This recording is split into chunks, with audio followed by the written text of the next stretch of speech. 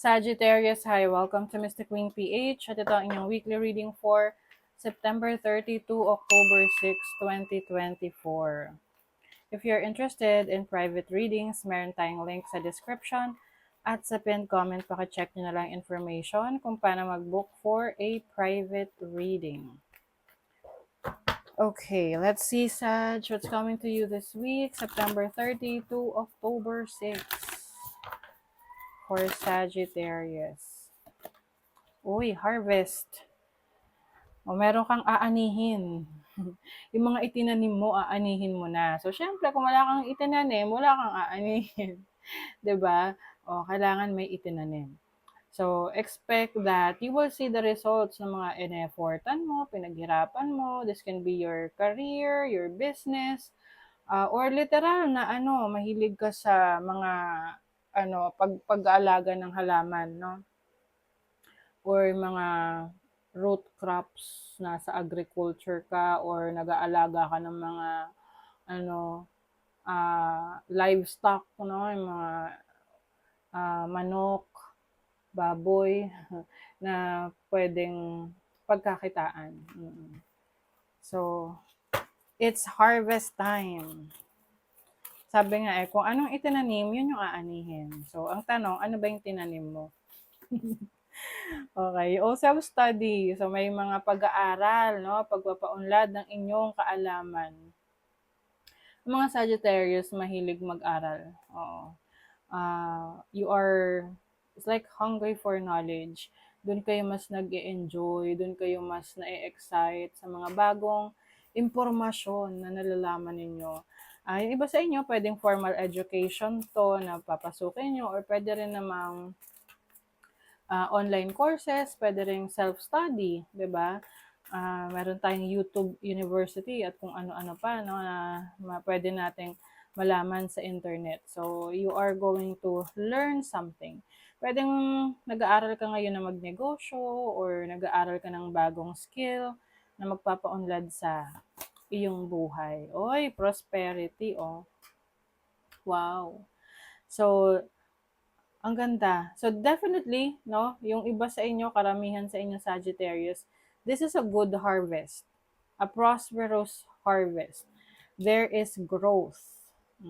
Pag-unlad sa kabuhayan ninyo, sa inyong mga resources. Okay? Let's see your overall energy. You have the High Priestess. So, speaking of knowledge, ang dami nyong alam. Pero yung iba sa inyo, itong mga alam ninyo, you just keep it to yourself. Ito yung tipong tahimik lang kayo, pero alam nyo na marami kayong kakayanan, marami kayong abilities. Oo, walang yabang, walang kayabang-yabang to, Sagittarius. Let's see your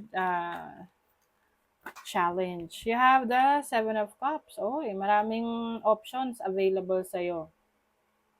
Yun nga lang kapag marami tayong pagpipilian, ang hirap, no? Ang hirap pumili. 'Di ba? Halimbawa, mamimili ka lang sa mga shops. O, bibili ka ng damit. Tapos, ang daming magaganda na mga style. Tapos, nakailang palit ka na ng damit sa fitting room. Hindi ka makapili. Kaya lang, tipong kailangan isa lang yung bilhin mo. So, nahihirapan ka. Minsan, the more choices na meron tayo, the more na natatagalan tayong umusad. Kasi nga, parang may parang natatakot tayo na mali yung mapili natin. Kasi nga, sa dami na nga ng pagpipilian ng options nagkamali ka pa. Parang ganon. So, kaysa yung iba na sasabihin, wala kasing choice eh. 'Di ba? So, may excuse. So, for some of you, maraming ipipresenta sa inyo ngayon na opportunities. So, you have to make sure lang na guided kayo ng inyong instinct. Yung parang hindi ka magpapabulag sa temptation or anything na parang kumikinang. Pero sabi nga, hindi lahat ng kumikinang ginto. Okay? That's why with the High Priestess here, this is a reminder sa'yo na pag napunta ka sa isang sitwasyon na marami kang options, pero may isa lang na kailangan kang piliin. Piliin mo kung ano yung sinasabi ng instinct mo. Wala siyang kasamang logic, wala siyang kasamang practicality. It's just about your instinct. Kasi that's the real deal. Yan yung dyan ka mas mapapabuti. Your opportunity. Wow, you have the star. So as an opportunity, this is about achieving your goals, your dreams. Meron ka ring opportunity na makapag-focus sa iyong health, sa kalusugan mo, to better yourself.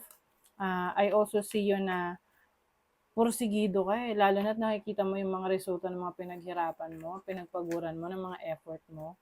Your blessing is the death card. So this is about transformation, major change in your life. It's like an energy shift na merong natapos, merong magsisimula. Okay? So let's see your alam nyo, don't fear the death card. Okay? Because ito ay symbolic lang. Like an ending. Like, 'di ba? Kapag ang death is like an ending, so this is also a rebirth, like a brand new you, 'di ba? Sabi nga nila, ang energy can only be created but cannot be destroyed.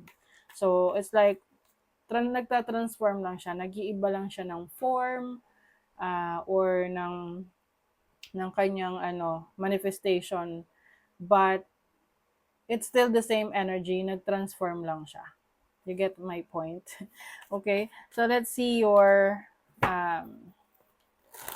money, career, finances. Money, career, finances.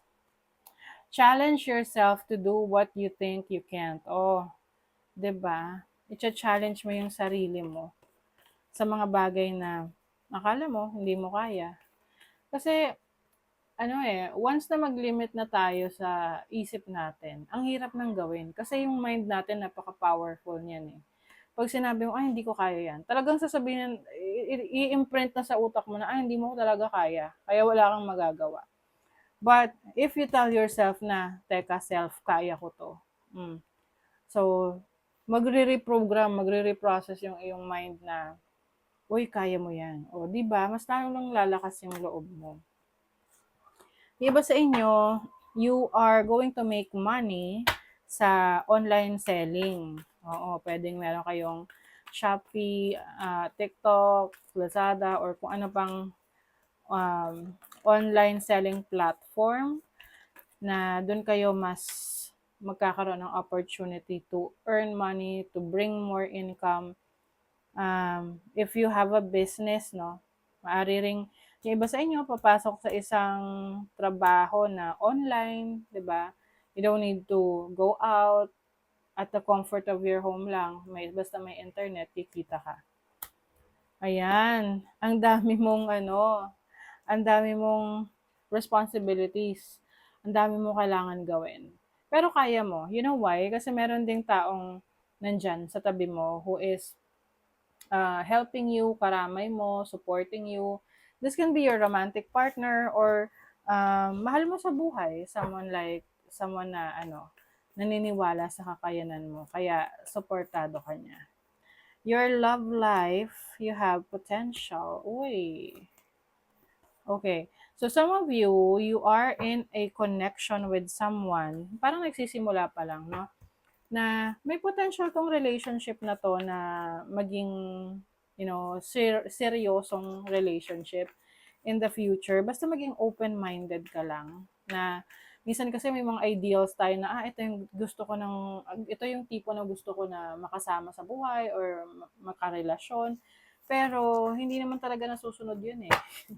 Pag na-in-love ka, minsan nga, totally different, like 360 kakaibang tao yung nagugustuhan mo, 'di ba? So, some of you will be more open-minded sa potential ng relationship, lalo na if you are starting a new relationship.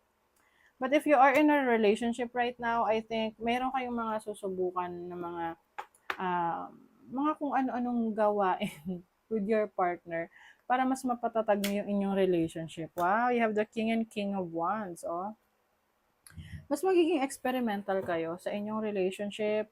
You will, yung alam mo yung tipong maraming gustong i-explore. So, I feel like you're going to explore mga bagay na you haven't experienced before with your partner.